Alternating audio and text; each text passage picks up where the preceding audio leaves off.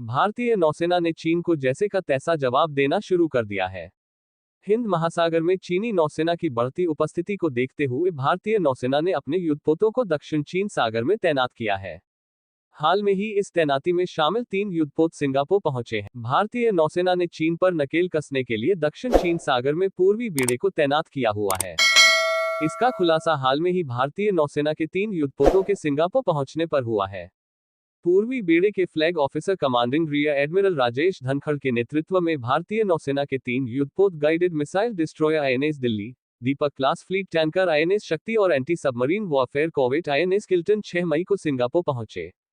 Singapore की नौसेना और भारत के उच्चायुक्त ने नौसेना के तीनों युद्धपोतों का गर्मजोशी से स्वागत किया। भारतीय नौसेना ने बताया कि यह यात्रा दक्षिण चीन सागर में भारतीय नौसेना के पूर्वी बेड़े की परिचालन तैनाती का हिस्सा है।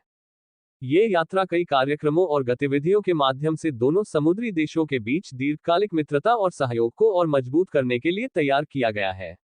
बंदरगाह में जहाजों के प्रवास के दौरान विभिन्न गतिविधियों को शुरू करने की योजना बनाई गई है, जिसमें भारतीय उच्चायोग के साथ बातचीत, सिंगापुर गणराज्य की नौसेना के साथ पेशेवर बातचीत के साथ साथ अकादमिक और सामुदायिक आउटरीच सहित अन्य गतिविधियां शामिल हैं, जो दोनों नौसेनाओं के साझा मूल्यों को दर्शाती हैं।